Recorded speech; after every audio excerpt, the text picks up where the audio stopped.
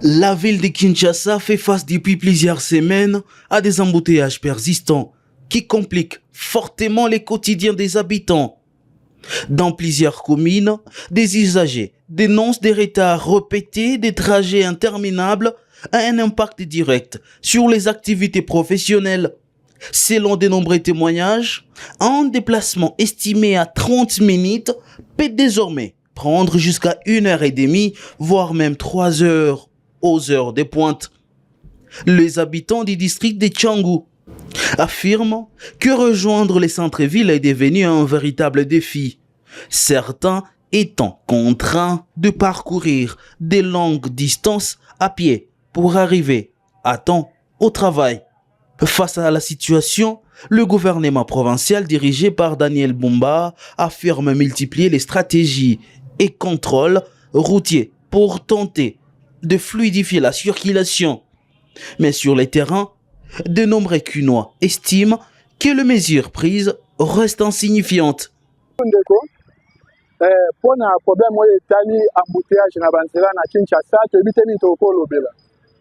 Le lo yoko tambo le gomi pasi. Bien ma bozo na ciment ndeni nezali. Le lo na Kinshasa toko lobake muta ukolongwa na kingasani lelo. Kwa koma zando. Muto ya longwe lo bombashi tia koma Kinshasa akokoma vake muto wana koma na zando na moya lelo. Donc Kinshasa pona embouteillage toko lobela te. Yango toye kosenga na bakonzi ya mboka batala likambo oyo po vraiment pona mutu alongwa ndako akoma mosala chaque jour bato bakoma toujours na retard. Donc bakonzi batala likambo oyo po population azosouffrir chaque jour. Comment fait-il que mutu alongwe Kingasani po akoma na mosala na ville na Gombe, mutu akokolongwa pe na aéroport ya Njini pe akomi na Goma avant que mutu wana akoma zando. Donc eloko wana eza nango normal te. Yango na yoko senga na bakonzi pona likambo ya embouteillage batala yango po ba paisible citoyen bakoka kokoma na tana musala na ba place na bango ya misala na ba aero ba pesa bango batika kokoma na retard. Donc yango na lingai na loba pona likambo wana. Pona likambo etala embouteillage cause nango eza mingi pona bakumbi na biso na kati ya mboko ba biko respecter bandi na bango te. Surtout batu bazokumba ba mituka o ba bengi ya transport en commun. Okomona mutu okozala zoya place ya kokitisa mutu aza na place te, place ya kotelema mpo bandobela bato bamata place eza te, mutu atelemaka n'importe quelle place. Il suffit que kiya benga ye batelimbaka moko ya place bazali na yango kozi ya mibale. Okomona bakonzi na biso ya mboka nayebi te soki na parlement kuna balobelaka bango ntango okomi député eloko ya liboso ekokotambola kaka sens inverse na kati ya nzela toyebi te. Mokomona honorable mutu akozala exemplaire kaka ye wana mutu akoya kotambola esika oyo ya oki kotambola te.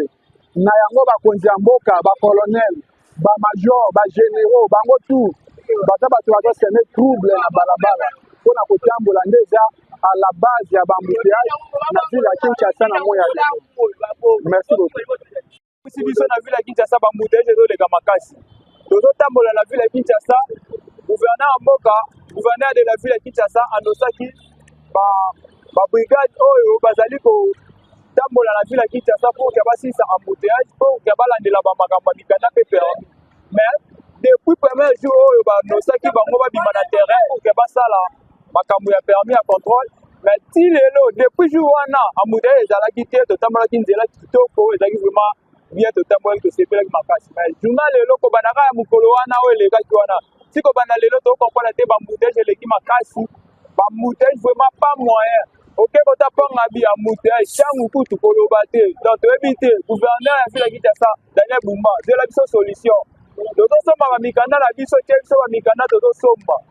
Mais tozoyeba te soki na commune ya changu bateka biso mukanda mosusu. Oye awa na funa mukanda mosusu. Oye na bonga fula mukanda mosusu. Toyebi te lukela biso solution parce que ndenda za bo ndaza dana permis nanga yango ndaza na dana permis nanga mais embouteillage tozo comprendre te o lukela biso solution vraiment pour embouteillage ya embouteillage na ville ya Kinshasa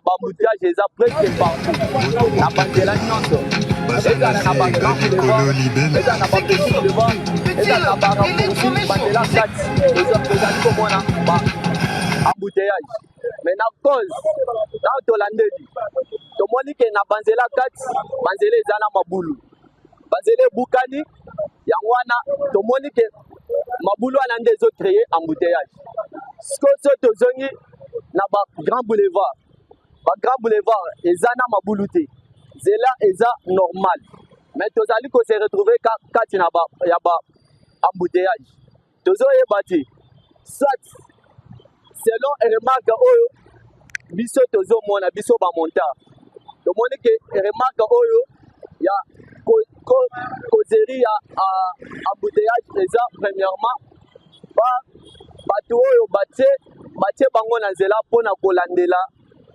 passage bato wana nde bazali kocrie embouteillage na sens nini bazali komona mutuka ekoki kouta na sens mpona ezwa bande mosusu batiki bazotelemisa te ntango mutuka wana ezokota ebandi kosala bamanœuvre nyonso wana ezocreye baembouteillage bamituka ya minene oyo ya bakompagnie ya minene bamituka wana basengaka nzela te bayaka kaka briske bakoti na alungwe na bande oyo azalaki azwi bande mosusu sans toutefois permission ya moto oyo batie mpona apesa nini nzela ndenge esengeli c'est ça cause oyo nga nango na remarke à part ça bon na embouteillage oyo biso tozotambola nango na nzela premièrement na koloba ke bachauffeur respect ya code routière eza te okomona na nzela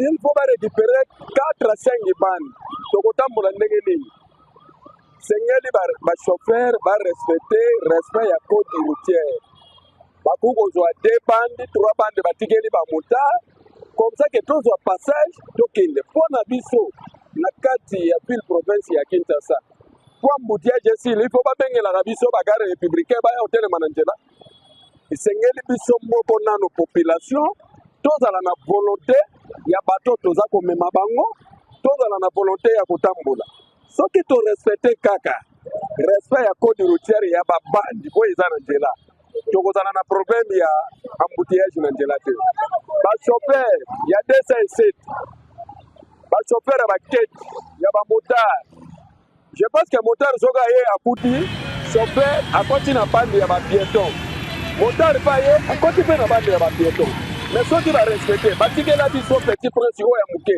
mpona bamotard mais bachauffeur baza kosere biso ntina suka moye totambola eza te dede na makambo etali contrôle oui l'état sengeli asala contrôle je pense que toza koexploite mabele ya l'état tozali bapeuple congolais lelo mpo babongisa nzela il faut mbongo baza koteka mikanda nde kosala mosala bazoboma mutu te mais basengi ke yo oza kotambola na nzela l'état azala en ordre chauffeur esengeli ozala na permis ozala na carte rose